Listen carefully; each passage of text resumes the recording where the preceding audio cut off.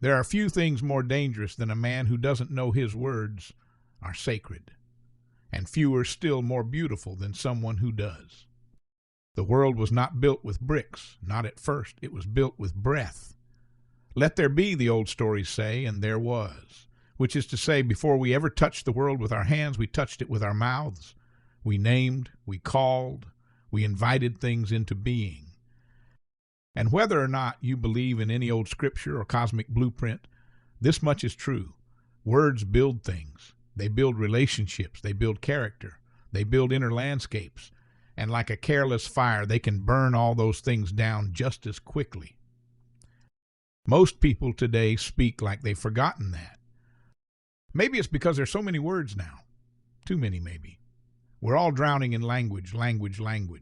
Posts, captions, texts, emails, headlines, jokes, jabs, tweets, hot takes, voice notes, podcasts, interviews, commentary on the commentary. We're flooded with speech and starving for meaning. And in all that noise, the sacredness has gone missing. We've gotten reckless with our mouths. But listen, words are not decorations. They are not filler. They are not verbal wallpaper for the silence. Words are instruments, knives, ropes, keys, seeds. They do things when you use them. And depending on how you use them, they can set someone free or send them to hell for 20 years in their own mind. Think back to your own life. One cruel sentence, just one, can follow a person for decades. One offhanded insult from someone who mattered. One sarcastic dismissal. One shouted condemnation in the wrong moment.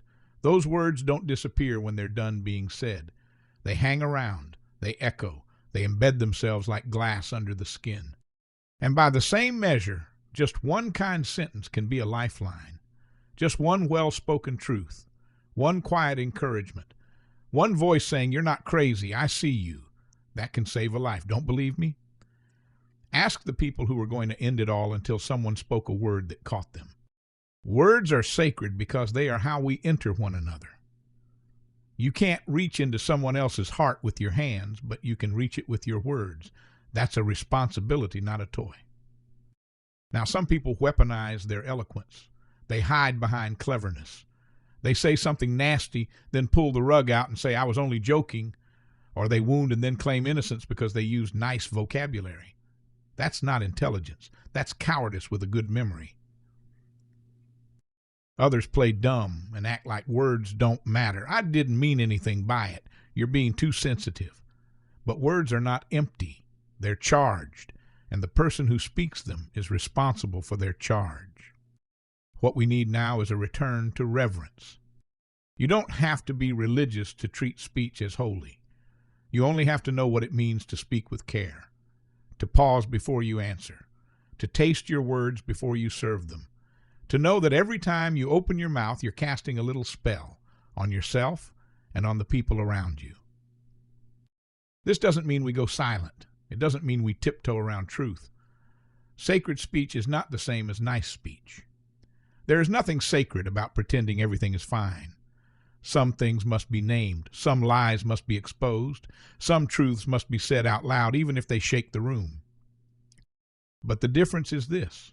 Sacred words are spoken with love, or at the very least with the intention not to destroy. And if they must destroy, let it be the lie that dies, not the person. So here's my counsel, if you'll take it. Speak less than you do now, but speak better.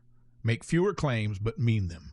Don't say what you don't believe. Don't flatter. Don't slander. Don't gossip. Don't mutter. Don't fake laugh at what isn't funny. Let your words be like stones laid on a path. Steady, honest, placed with purpose.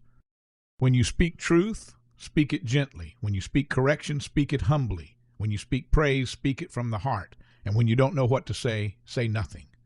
That's sacred too.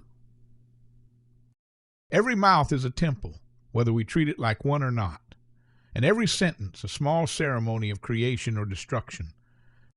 So if you're going to speak, speak as though you're building something, because you are.